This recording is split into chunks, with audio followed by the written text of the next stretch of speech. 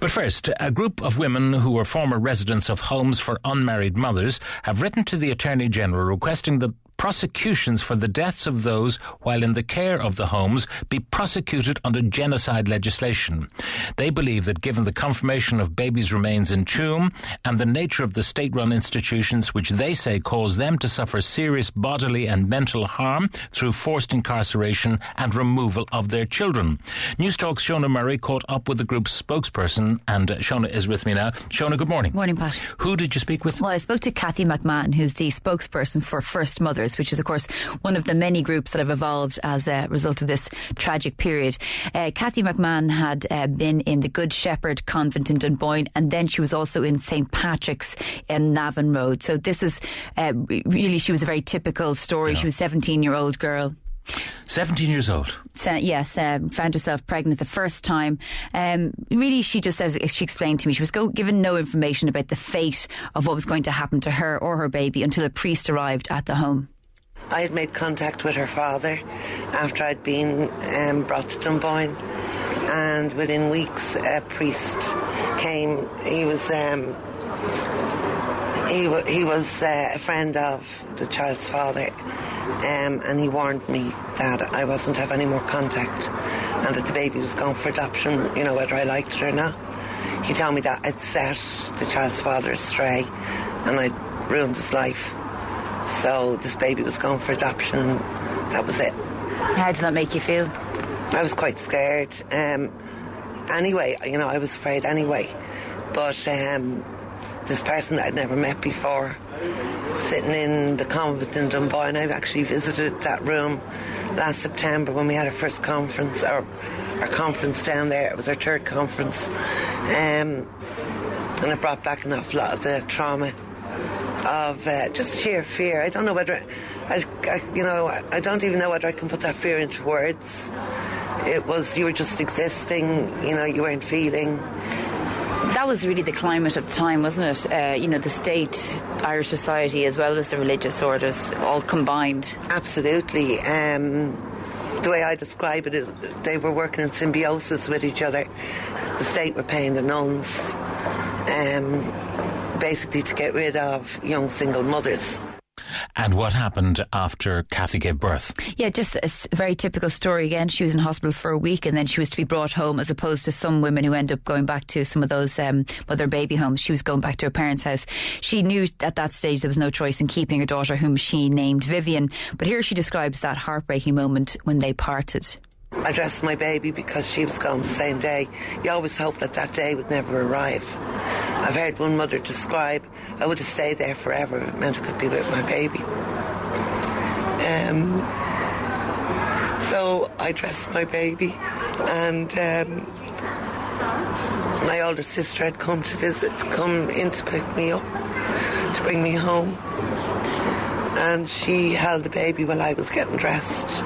I turned around and there was a nurse walking out of the room, out of the ward with my baby.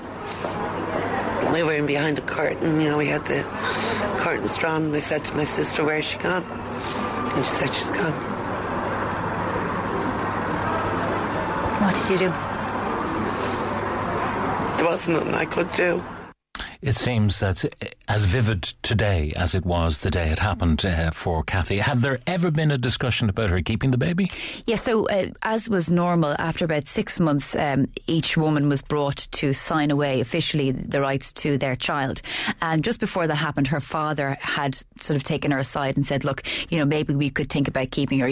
She said she could feel her father was softening up. But unfortunately, her mother was against that because of the social stigma. But still, Cathy, when she went to Dunboyne to just pick up a few of her belongings, she did put it to the nuns that maybe she was going to keep her baby. I said it to the nun anyway when I went into Dunboyne. I just said, I'm thinking of taking my baby back. And she said, you can't do that. The parents are already bonded with her and she's settled, and that'd be cruel. What did you think?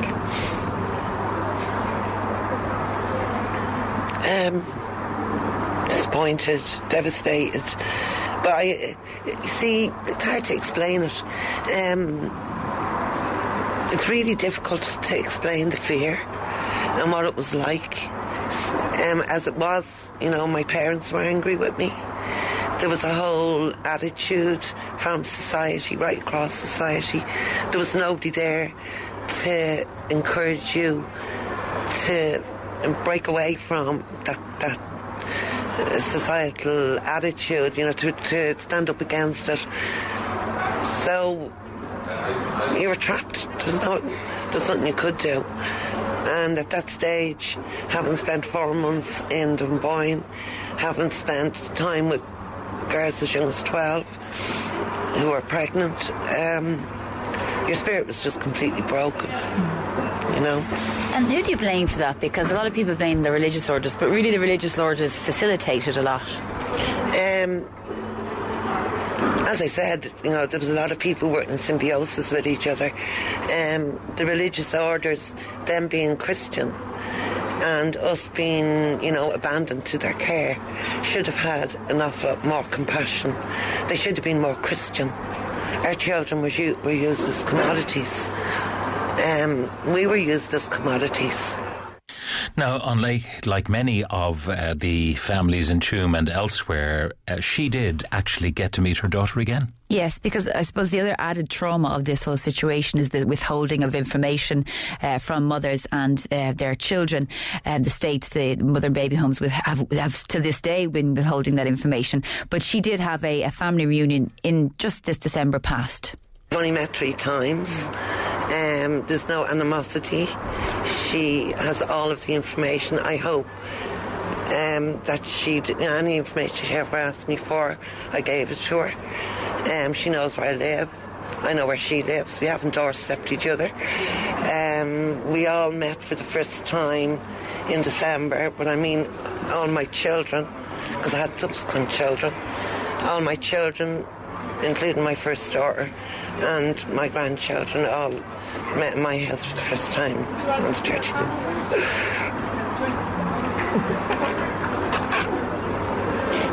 On the 30th of December. And that was amazing. She has 2 children. I got to meet them. But it's funny, even the joy of that, you still find yourself out of your body. And it's over, and you kind of think, God, did that really happen? I seen my 2 daughters embrace each other for the first time in their lives. So what are the survivors calling for, Shona? So this is the issue with now, with I suppose with the fact that there are so many disparate groups calling for various different things. There is obviously the Commission of Investigation which is taking place, which most groups are happy enough with the terms of reference, and that also includes 18 homes as well as the vaccine trials that took place in the homes. But as you mentioned there at the start, the First Mothers group is calling for genocide legislation to be used in prosecuting those responsible. They've passed on a letter to the Attorney General today requesting that